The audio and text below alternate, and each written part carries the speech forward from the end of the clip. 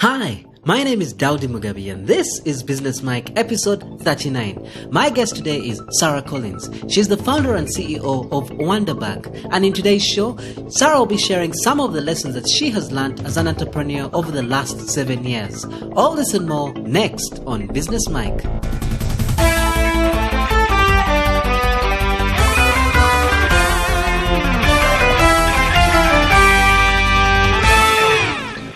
Well, thank you so much for joining us today on Business Mike. Sarah, could you just briefly tell us about yourself and what you do?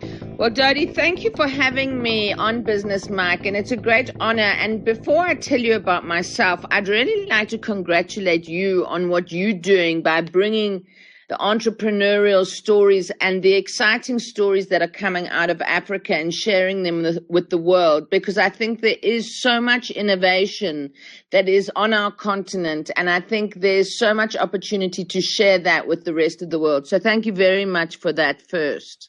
Oh, thank you, Sarah. Thank you. I really appreciate that. I'm a South African. I grew up predominantly in my early years in apartheid South Africa and have really spent most of my life in the social enterprise space, not really consciously.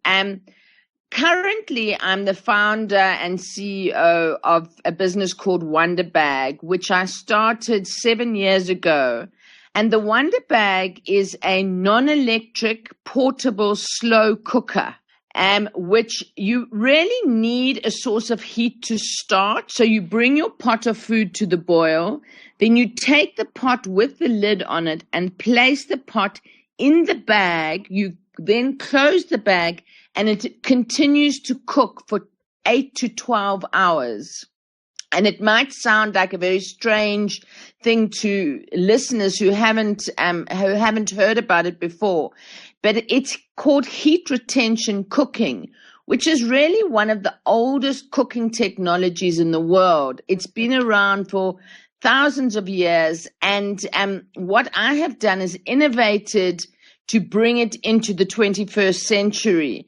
And we have just sold our millionth Wonderbag. So I'm very excited with that milestone. Wow, that's incredible. Congratulations on that. Thank you very much. So how did you come up with this particular idea, the Wonderbag?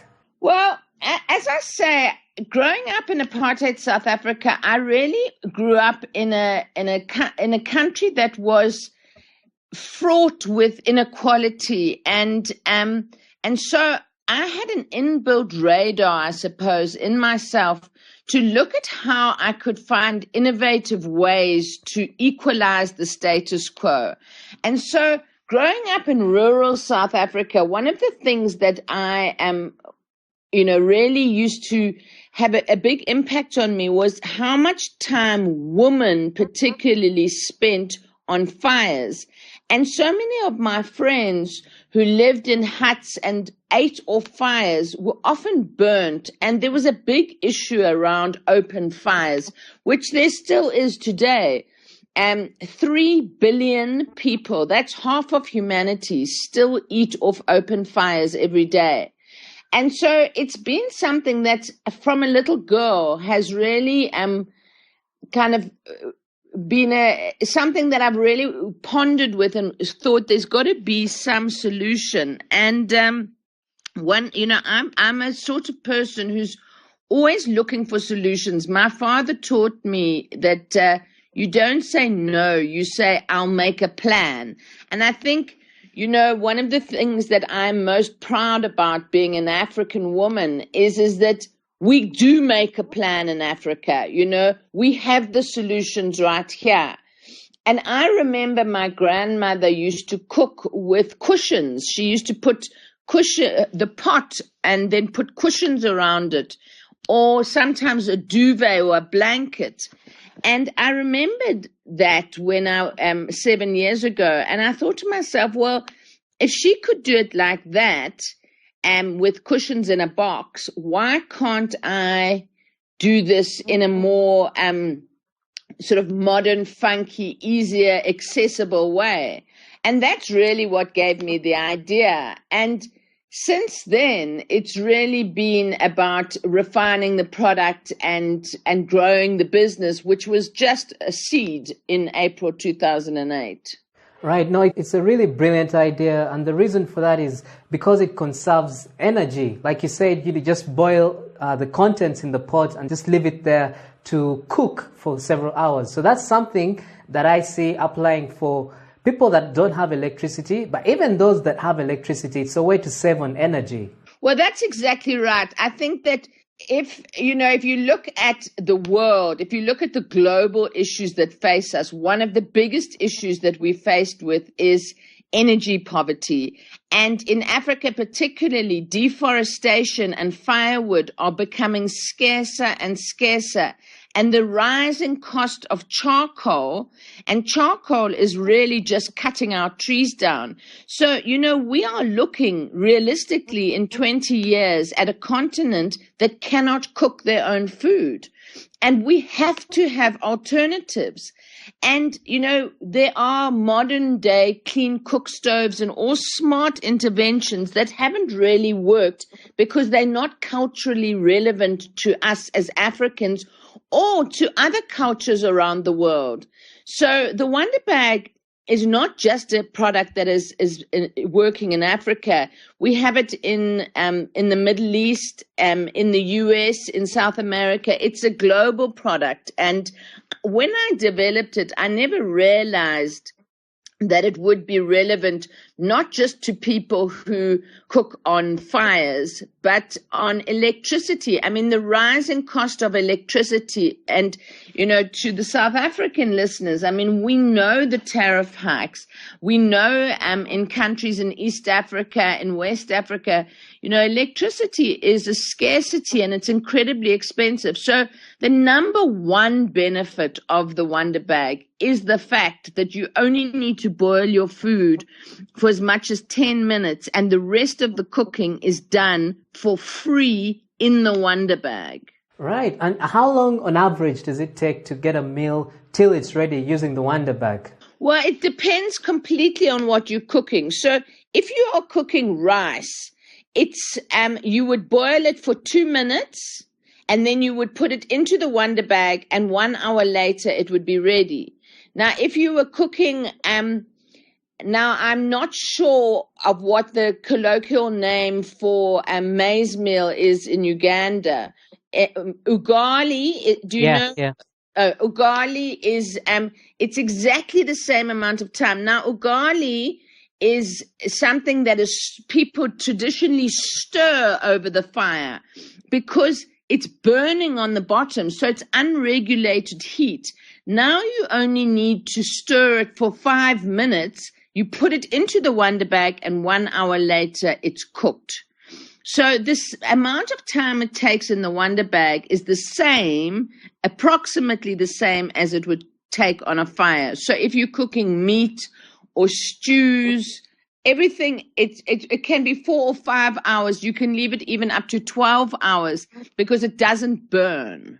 Right. No, that's brilliant and definitely helpful for so many people that are multitasking, specifically if they want to have a meal prepared but also want to use the same time to carry on with other activities. Well, that's exactly right. And also, what we've seen is a huge productivity increase in agriculture, that people can spend more time in the fields, more time on their businesses. So many people in Africa are entrepreneurs, but the women have to get home to prepare a meal. Now they can prepare it before they go out and sell their goods or look after their shops or whatever it is. So, and also children can come back from school and the food is waiting for them. They don't have to wait for their parents to come home to cook. So it really is an incredibly efficient way of feeding the whole family without everybody having to be there. Right. No, that's wonderful. And I know that there are people listening to this show right now that have ideas similar to the Wonderbag or completely different that they want to push out to the rest of their communities to help them. However, they want to make a business out of it at the same time. So from your experience, how did you know that this Wonderbag could actually be a business? In other words, it could make a profit for you while helping the society?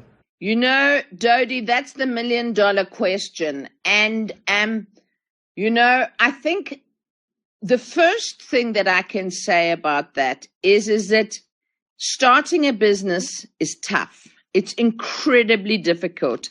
And many entrepreneurs say that it's access to capital which prevents them from starting a business. Some people say they don't have the right skill sets. Some people say, there are many, many reasons why people think that businesses fail, or reasons they give for businesses to fail. And I have a very simple philosophy. The harder you work, the luckier you get. And I really believe that if you put the time in and you have the right idea, then the universe conspires with you and brings the right people and the right resources. And that might sound esoteric or spiritual, but I truly believe that, because there are many, many times in the last 7 years that I should have failed. And there are many times when I couldn't meet my salaries, and when I thought the business was over. And it was the pure passion of knowing the impact of this business on people and knowing that it was my purpose. I really found my purpose. And I think that's a critical thing when you start a business, is that inside of yourself that it is the right thing. And I think that people can't be afraid to ask for help. Everybody wants to help. And I think people are embarrassed, or they are ashamed, or whatever it is. And I thought everybody else, would judge me if I asked stupid questions. And, I couldn't read a spreadsheet. I didn't know how to do a business plan. I didn't know any of those things. I just had an idea and a passion. And I really started with a notebook. And I was very, very determined. And so I think I've answered your question in a roundabout way, but the answer is that to turn an idea into a business takes a lot of hard work. There is no magic formula, and it does not happen overnight. And people can go on my website, they can meet me, they will hear me public speak around the world, and they'll think, wow, what an amazing business. And it is an amazing business, but there are challenges every single day. And I still tear my hair out every day. So I think it really is about finding people to support you, asking for help, and not being afraid to admit when you can't do something. No, you're absolutely right, because people will go to your website and see the number of countries in which your product is, and they'll automatically assume that whatever business they have, they can probably attain that in a couple of months or a year. And as you mentioned, you actually started this business in 2008, so that just shows you how long you have to work hard before you can achieve certain levels of success. And the other thing that I would definitely say is everything takes longer. I honestly thought that I would have 1 million bags in the market within the first 6 months. That's what I thought. And 7 years later, I've just hit my 1,000,000th bag. And, people say they'll give you money. You go and you have meetings with investors. You leave. You're so excited. People promise you the earth, they let you down. There are so many disappointments on the journey.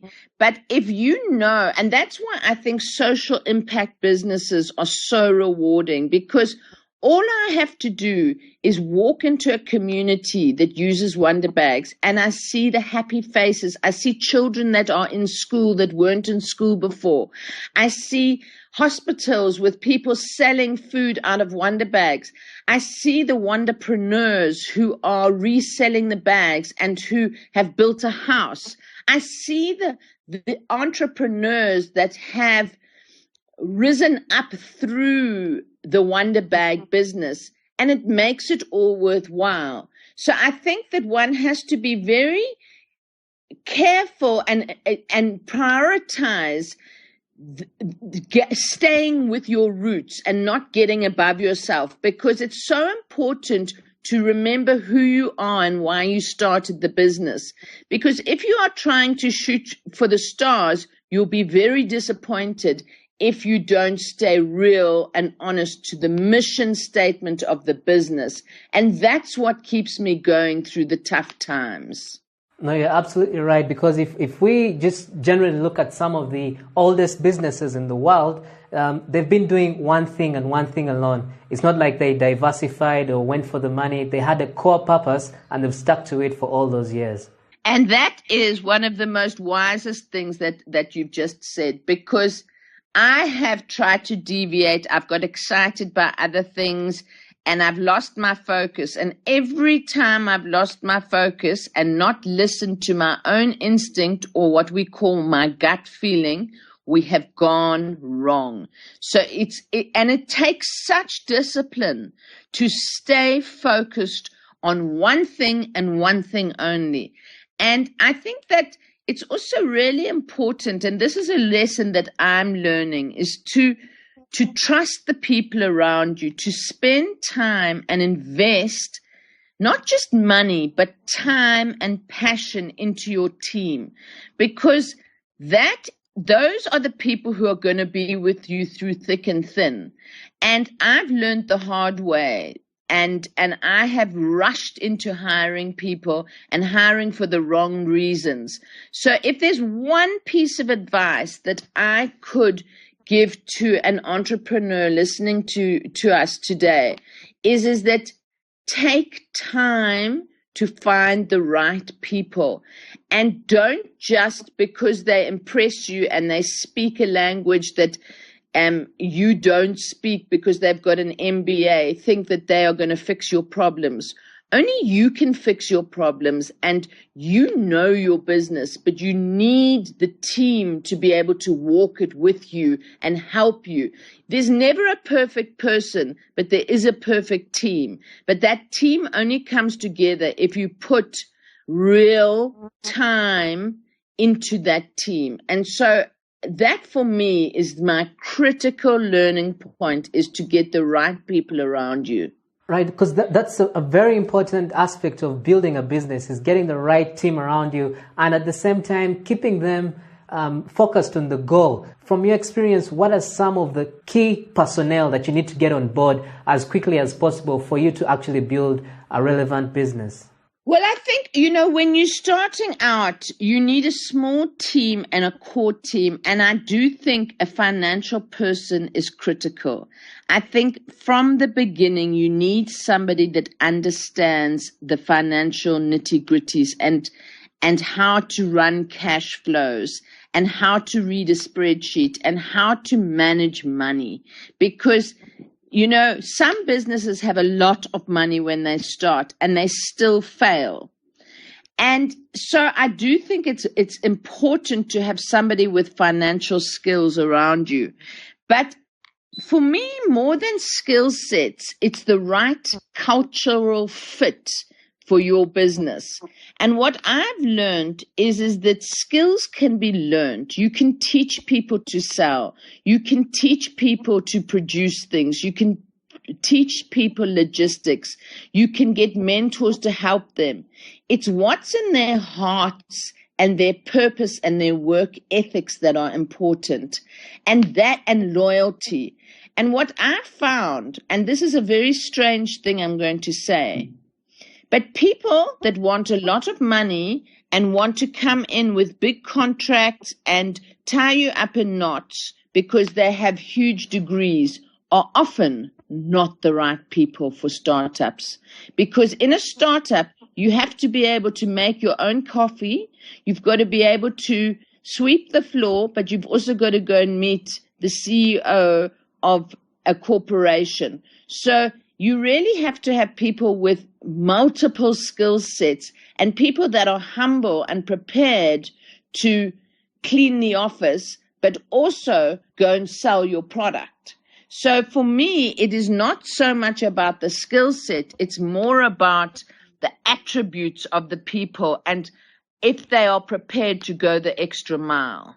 Right. And in an industry like yours, whereby you're selling an item that can help people cook, some of your competition might be your regular frying pan and things like that. So I'm not quite sure what kind of industry to place your product in and how dynamic in terms of opportunities and challenges it has. You know, I've never been somebody to be put in a box, so I quite like not fitting in. But it has been an incredible challenge for us. So when you want to list on Amazon, like we listed on Amazon, we sell a Wonderbag, and one Wonderbag is donated to a family in Africa. And when we listed on Amazon, what do they list us under? Because we're not a pot. We're not a traditional slow cooker. We're not a pillow, so we're not a cool box, because remember, we also keep things frozen and cold. So it works not just as a cooker, but a cooler. So it has had very big challenges to create a new product line in this economy. And that's been exciting, but also challenging. So where do you fit it? Maybe I should ask myself, where do I fit it? I fit it as a truly African, innovative cooking appliance. Right. And within your business, are there any challenges in that particular space of yours that you're currently facing that perhaps any expert listening in might be able to assist you with?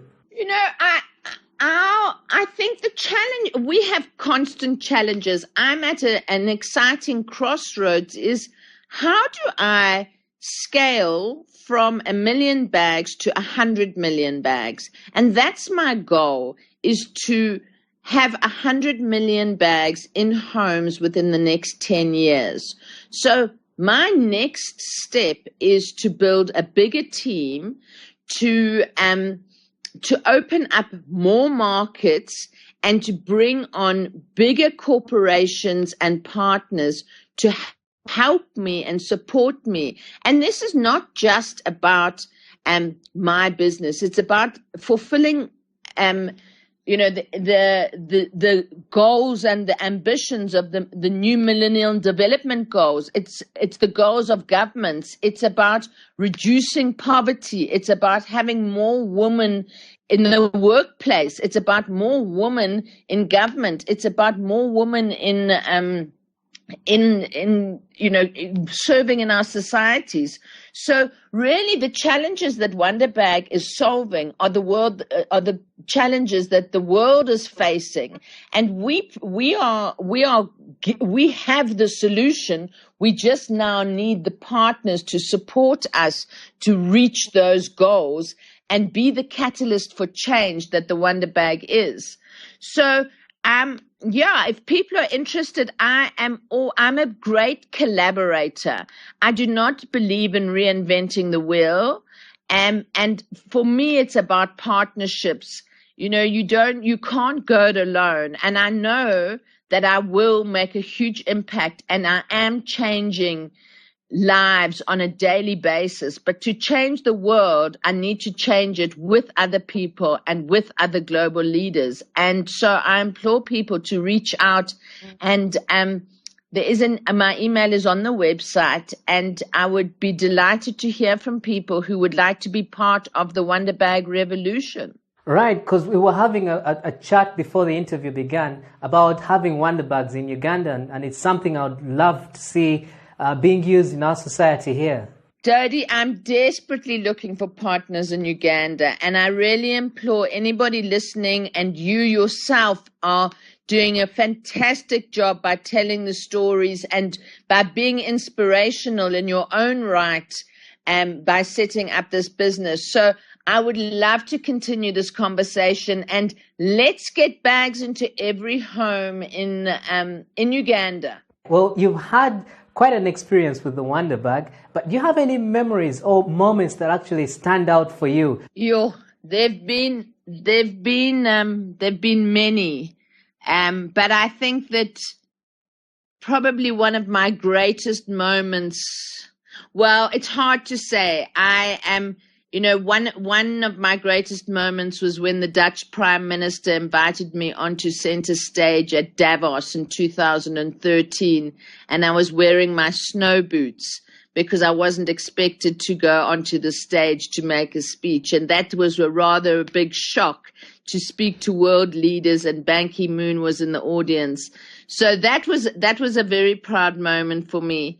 But I think, walking into a village in rural Rwanda where I had been 2 years previously, and there was such poverty and such desolation and desperation, and to go back 2 years later and to see a thriving community with wonderpreneurs and people riding around with food in Wonderbags on their bicycles, that was an incredibly proud moment for me. So there've been many proud moments, and I think the most joyous moments for me are when I see children back in school. I see girls that have had to be collecting firewood and not going to school come up to me and say, "Thank you, we only have to collect firewood on a Sunday now." I mean, those are great moments for me.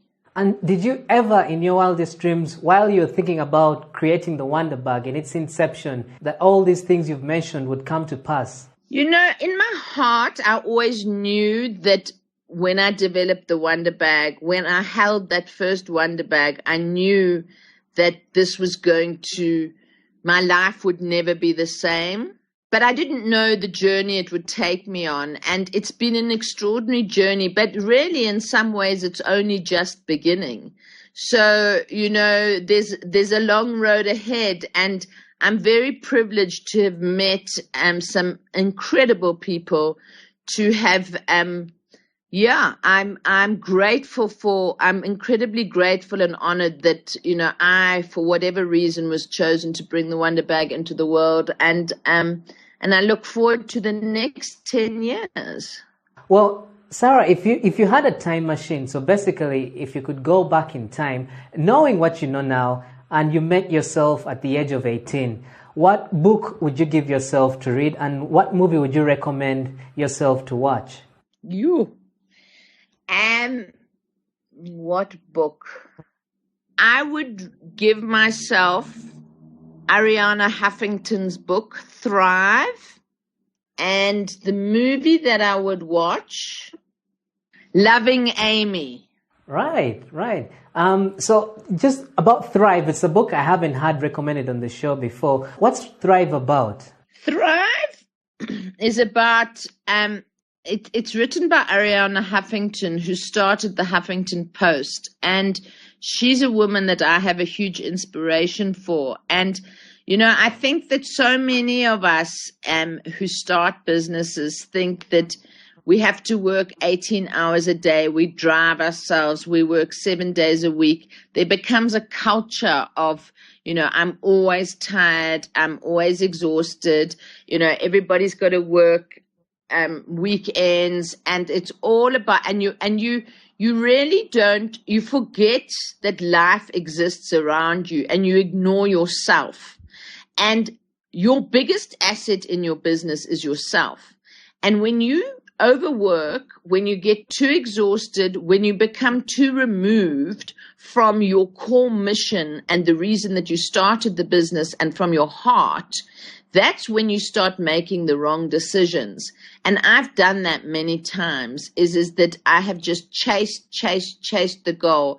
And my ambition has really taken me away from what I really care about and the reasons that I'm here today. And this book is about putting in a third metric into the way that we live life. And that third metric is taking care of your spiritual life, taking care of the world in terms of the wonder, of wisdom, of taking time out to be with your children, to, all the important things that we forget about. We're always on our emails. We're always 24 hours a day. I go to bed with my iPad. The first thing I do, I wake up in the morning, first thing I do is look at my emails, and you just forget. I spent 30 days at home last year. And that, I was on airplanes every week. I did an overnight flight. I mean, those things are really going to cause burnout in the long term. And what good are you to the world or to society if you don't take care of yourself? And Ariana Huffington, in her book called Thrive, really does show you that you're able to achieve. She's achieved one of the greatest media houses in the world, the Huffington Post. And she has learned the hard way that she also has to take care of herself. I'm sure that very many people that have been listening to you throughout this interview would like to get in touch or at least learn more about the Wonderbag. So could you just briefly tell us where we can learn more about the Wonderbag on the website or social media?